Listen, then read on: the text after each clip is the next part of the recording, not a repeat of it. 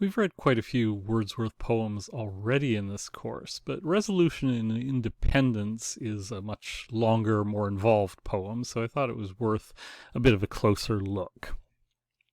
The poem consists of 21 septets, stanzas of 7 lines, in iambic pentameter verse with a rhyme scheme of AB, AB, BC, C, which is also called rhyme royal. Notice that this is a much less flowing, much less concise poem than the other Wordsworth poems we've read so far. The lines are longer, the stanzas are longer, and there are just a lot more of them. So it's a much more philosophic and more deeply involved poem, in keeping with the speaker's kind of depressed, melancholy mood. He feels uninspired. So like Simon Lee, which we're also reading this week, there is a sort of narrative in this poem, but it takes longer to unfold, and there isn't a whole lot to it. The poem presents a number of familiar Wordsworthian motifs. It starts, much as a lot of his other poems do, with a kind of celebration of nature. All things that love the sun are out of doors. The sky rejoices in the morning's birth. He, in the first few stanzas, enjoys watching the rabbit running across the wet grass. Kicking up water. So the first 3 stanzas begin with this emphasis on the happiness of natural creatures.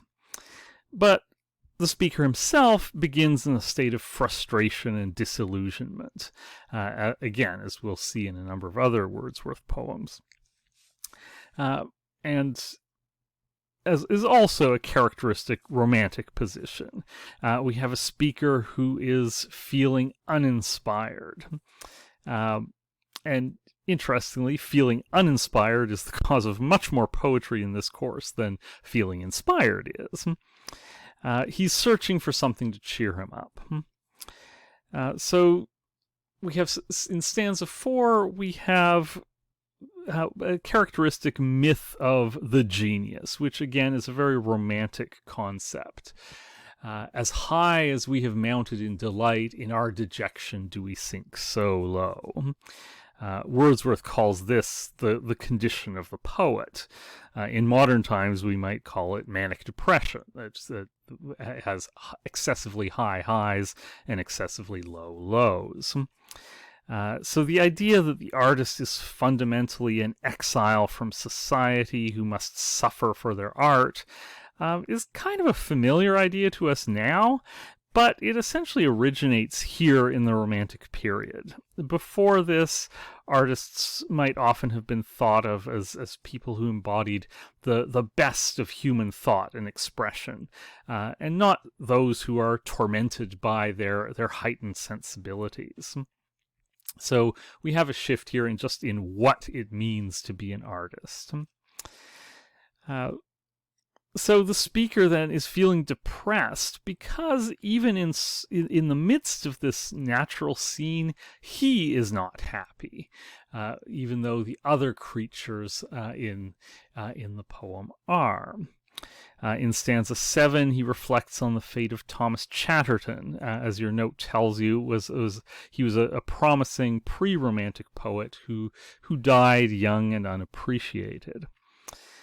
So again, Wordsworth kind of contributes to the cult of the genius by taking Chatterton as the type of all poets. We poets in our youth begin in gladness, but thereof come in the end despondency and madness. And we might also think here of contemporary celebrity culture, which tells us more or less the same thing. Artists and other celebrities start out with everything to live for, but often end up depressed, going mad, committing suicide, and so on. So the poem then hinges on the encounter with the leech gatherer, a social outsider who teaches the speaker an important lesson, which again is a common Wordsworthian motif. As in Simon Lee, or a poem we're going to read later, We Are Seven, the poem is importantly the description of a dialogue, an encounter. And like so many of Wordsworth's poems, the interlocutor is one who has a wisdom that comes from outside social norms. Notice the way in which the leech gatherer is initially described. Beside a pool bare to the eye of heaven, I saw a man before me unawares. The oldest man he seemed that ever wore grey hairs. The leech gatherer is, from the start, described almost as being a part of the natural landscape. We're given the location, beside a pool, before we even know that it is a man that he's talking about. Moreover, the syntactically ambiguous placing of the word unawares makes us unsure exactly who is unaware here. Is the leech gatherer still unaware of the speaker's presence? Or is it the speaker internalizing this image unconsciously without processing it? That he's unaware that he is seeing a man at this point. The leech gatherer is described as sort of hyperbolically old. He's not just an old man, he is the very type of agedness, the oldest man he seemed that ever wore grey hairs. The next stanza continues the imagery associated with the old man by developing a series of similes, as a huge stone is sometimes seen to lie. So again, the leech gatherer is depicted as part of the landscape, albeit one that is particularly worthy of notice. Notice also how ponderous and slow-paced the verse is at this point, contrasted with the restless energy of some of the previous stanzas, with the rabbit plashing and so forth. Like a sea beast crawled forth, that on a shelf of rock or sand reposeth, there to sun itself. Again, notice how slowly that line unfolds. And again, notice that we have a natural image in the simile. Both of these similes, the rock and the sea beast, focus on the stillness and the uncanny presence of the leech gatherer. He is there in a way that is at once entirely natural and kind of disturbing to the speaker. And Wordsworth generally does not employ a great deal of similes, so this extended double simile is significant by its contrast with the rest of the verse and by its extensive development. The man becomes a sort of beast rock, which supports the poet's conclusion that he is not all alive or dead. Again, the leech gatherer embodies a sort of betwixt and between state that the speaker cannot entirely pin down, and therefore unsettles the speaker's mental process. Age continues to be the focus of the speaker. The leech gatherer's body is bent double. Recall the warning of the tables turned, that you will grow double if you do not quit your books. And this is attributed to a more than human weight that upon his frame had cast. So the leech gatherer has been through more than the speaker, perhaps. This more than human weight. He has a greater burden to bear. The encounter then involves the leech gatherer explaining his profession to the speaker. And his profession is that he goes from pond to pond, stirring up the water and collecting leeches when he can. These leeches, then, he would be able to sell for medical purposes. They used to be plentiful, but they're harder to find now, and yet he continues with his task. So what lesson does the speaker draw from this encounter? As the title of the poem suggests, the leech gatherer provides a model of resolution and independence. Despite his advanced age, he persists in doing what he does, despite the physical hardships of the task. Thus, the speaker reasons, if the leech gatherer can do that, his own anxieties and frustrations are essentially meaningless. He needs to resolve to just keep going, just like the leech gatherer does. Going back to the word unawares and the uncanny representation of the leech gatherer, the speaker has trouble distinguishing this encounter from a dream.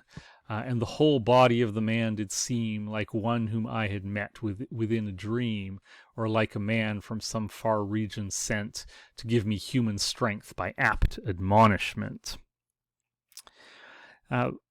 So here the speaker describes what he sees as the purpose of the encounter as being to give me human strength by apt admonishment. This is another Wordsworthian motif that we'll see further in the prelude, for example. The function of nature is not just to teach, but to chastise. When we do things that are out of sync with nature, nature will always let us know. That's why Wordsworth takes this encounter as a lesson. But interestingly, it takes more than one lesson in this case. No sooner does he refer to this apt admonishment than he tells us, "My former thoughts returned." And he again asks the leech gatherer what he does. That he needs to be told yet again, even though this conversation has essentially already happened. And the second time, the speaker does seem to get it, though after the second time, and this leads to the final Wordsworthian motif in the poem, the power of the imagination. It's not what the leech gatherer says so much as the image that lodges in the speaker's brain. In my mind's eye, I seem to see him pace about the weary moors continually. Just as Wordsworth's encounter with the daffodils is a happy image that he can carry around with him and use to cheer himself up in retrospect, the leech gatherer is an image of admonishment that his imagination carries around in order to cheer himself up. Kind of a stick and carrot approach. The resolution of the final line, then, is the speaker's determination to think of the leech gatherer on the lonely moor. The poem thus suggests that a lesson has ultimately been learned, and that the lesson is precisely that signaled by the title, resolution and independence. That is what he has learned from the admonishment provided by the leech gatherer.